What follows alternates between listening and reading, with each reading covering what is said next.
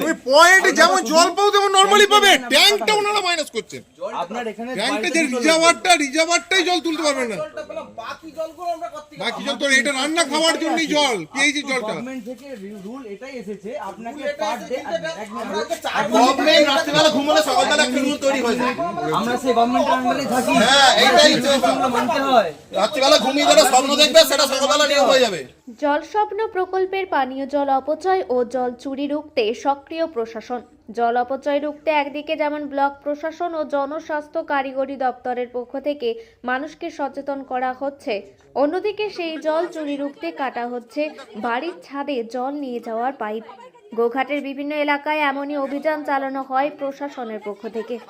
জানা গেছে, জল প্রকল্প নিয়ে গত শনিবার পরশুরার বিডিও অফিসে জেলা প্রশাসনে একটি বৈঠক হয়। সেই বৈঠকের পরেই পানীয় জলের প্রকল্প নিয়ে আরও তৎপর প্রশাসন। অভিযোগ, জল স্বপ্ন প্রকল্পের পানীয় জল অনেকেই বাসন ধোয়া, কাপড় কাচা সহ বিভিন্ন কাজে ব্যবহার করছেন।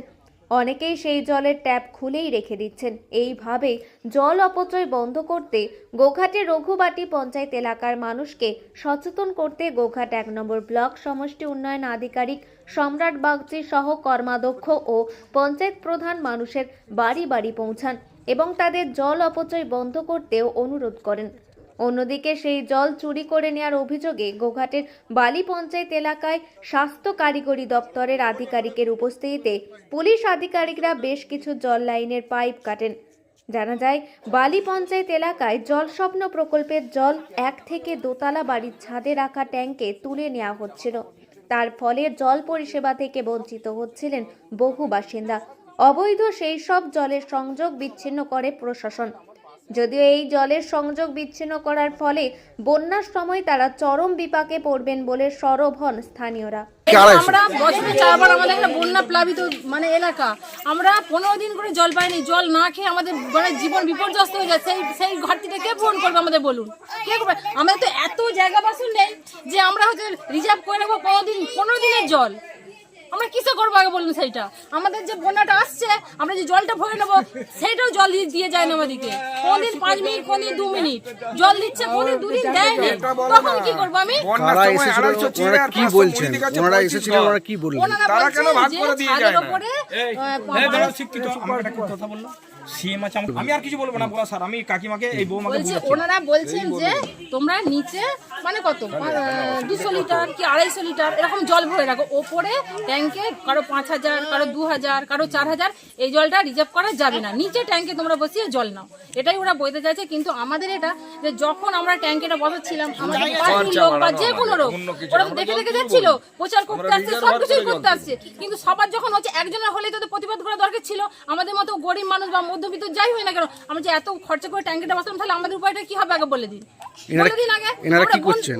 এনারা সিল করে দিয়ে যাচ্ছেন, পাইপ কেটে দিয়েছে, পাইপ কেটে পুরো সিলটা করে দিয়ে যাচ্ছেন। তাহলে আমাদের উপায়টা কি হবে বলে দিন তো? তাহলে জল দিতে হবে না, বন্ধ করে দিন ট্যাঙ্কটা। আমাদের এত বড় জায়গাটা দান করলাম কিসের জন্য? জল পাওয়ার জন্য তো। আমাদের জল যদি না খেতে পারে, আমরা পুকুর অবস্থা দেখুন এটা কি ব্যবহারযোগ্য? আমরা ব্যবহার করতে পারবো? এটা পারবো না তো। তাহলে আমরা কি করবো? আমাদের উপায়টা বলে দিন। আপনারা কি চাইছেন? আমরা চাইছেন আমাদের জন্য জলটা আমরা পর্যাপ্ত পরিমাণে পাই। এরকম যে 15 দিন 20 দিন করে জল পাইনি, বন্যায় 15 দিন 20 দিন করে আমরা জল পাইনি, ঠিক আছে? তাহলে আমরা সেটা কি এই জল খেয়ে থাকবো না মারা যাবো? কোনটা পাবো আমরা? আপনার নাম দিদি? আমার নাম নিয়ে সেখানে তুমি যখন করেছিলে জিজ্ঞাসা করে করা উচিত ছিল, তোমাকে তাই বললো। তুমি এই জায়গাটার নাম? এই জায়গাটার নাম সম্বলপুর। ট্যাঙ্কারে জল দেওয়া হয়, আপনি একটু জিজ্ঞাসা আমি না জিজ্ঞাসা করুন। আজকে কারা এসেছিলেন এবং কি করলেন? পিএইচপি যে জল প্রকল্প, এই জল আমরা বাড়ির ছাদে তুলতাম, সেই জন্য আমাদের লাইনগুলো কেটে দিয়ে গেল। কি বললেন ওনারা? ওনারা বললেন যে যতক্ষণ জল আসবে সেই নিচেতে জলটা ধারণ করতে পারবে, বেশি জল ওপরে তুলতে পারবে না। এটা এলাকার মানুষ কি সাদরে গ্রহণ করছেন এই বিষয়টাকে? গ্রহণ করতে বাধ্য, এটা নিয়ম যেটা সকলের জন্য, সেটা গ্রহণ করতে বাধ্য। আচ্ছা, আপনার নাম দাদা? আমার নাম লালটু অধিকারী। এই জায়গাটার নাম? শ্যামবল্লভপুর প্রধানপাড়া। আপনার এলাকাতেও কি, আপনার বাড়িতেও কি পাইপ কেটেছে? হ্যাঁ, আমার বাড়িতে পাইপ কেটেছে। তো আমার তো কোনো অসুবিধা নেই, যদি হয় যেটা সকলের জন্য লাগু হবে সেটাকে মেনে নিতে হবে। পিএইচির কানেকশান নিয়ে বিভিন্ন স্তরে কথা উঠছে যে কিছু বাড়িতে জল যাচ্ছে, কিছু বাড়ি জল যাচ্ছে না। তো এটা ডিএম ম্যাডামের নির্দেশে আমরা যেটা করেছি, এখন সব জায়গাতেই আমরা ঘুরছি, দেখছি পিএইচি কানেকশান বলতে প্রকৃত অবস্থাটা কী, প্রবলেমটা ঠিক কোথায়।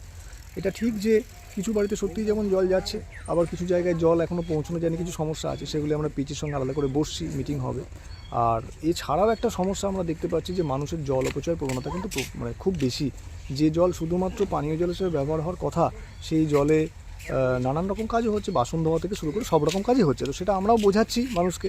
কিছু নাম আমরা তুলে নিয়ে যে আমরা পিএইচি ডিপার্টমেন্টকে দেবো, আইনি ব্যবস্থা যা আছে সেটা তারা নিশ্চয়ই নেবেন।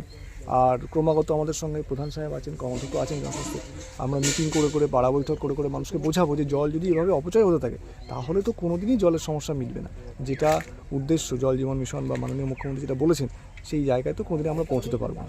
তো যাতে সেই কাঙ্ক্ষিত লক্ষ্যে সময়ের মধ্যে পৌঁছানো যায়, সেই জন্যই কিন্তু আজকে ছুটির দিনেও সবাই মিলে বেরিয়ে পড়া আর মানুষের বাড়ি বাড়ি যাওয়া। স্যার, এই যে অনেক যেমন পাট থাকে ধোয়াধুয়ি, যেগুলো তো পুকুরেও করা যায়, যেগুলো নিশ্চয়ই পুকুরে করা যায়। সমস্যাটা হচ্ছে কি, সচেতনতা দেওয়া সত্ত্বেও অনেক সময় এদের মধ্যে যেটা হয় যে কিছুই তো হয় না, কেউ তো কিছু বলে না, করছি করবো, চলছে চলুক, এইরকম একটা ব্যাপারটা মানে সেই গতানুগত একটা ব্যাপার চলে আসে। তো সেই জায়গাটা আমরা আটকাবো, প্রয়োজনীয় ব্যবস্থাও হবে, প্রশাসনিক ব্যবস্থাও হবে, নিশ্চয়ই একটা জায়গায় পৌঁছাবো। পুকুরগুলোও কি কোনো রকমভাবে দেখাশোনা চলবে যাতে মানুষ ব্যবহার করতে পারে? যে অনেক রকম সমস্যা থাকে। আপাতত আমরা যেখানে ফোকাস সেটা হচ্ছে পিএইচির বাড়ি বাড়ি জল পৌঁছানো নির্দিষ্ট সময়ের মধ্যে, বাকি কাজ নিশ্চয়ই পরে হবে সময়ের সঙ্গে সঙ্গে। ধন্যবাদ স্যার।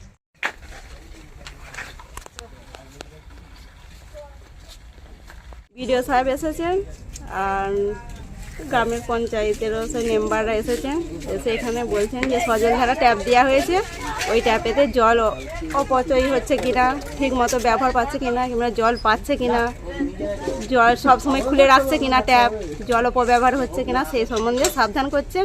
এখানে জল নষ্ট হয়ে যাচ্ছে, পানীয় হিসাবে ব্যবহার করো, আর যেটুকুন প্রয়োজন সেইটুকুন ছাড়া ট্যাপ বন্ধ রাখো, এইটুকুনি বলছেন। আপনার নাম দিদি? আমার নাম টুম্পা দাস।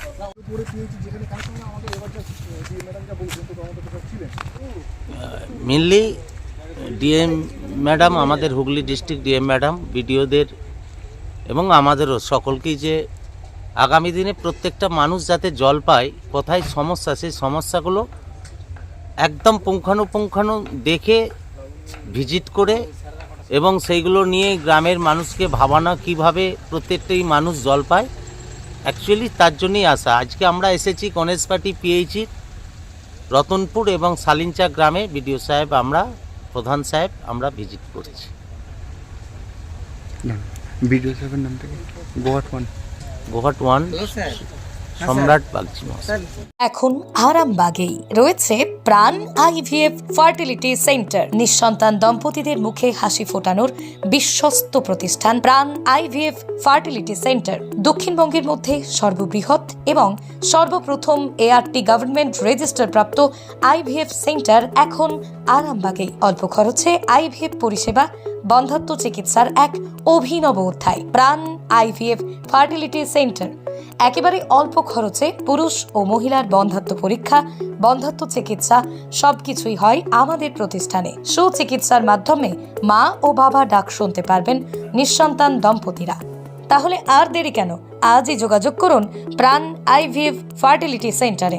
ঠিকানা বসন্তপুর, আমতলা, 2 নম্বর রেলগেট, আরামবাগ, হুগলি। যোগাযোগ নম্বর 7865858781 অথবা যোগাযোগ করুন 7908098172 এই নম্বরে।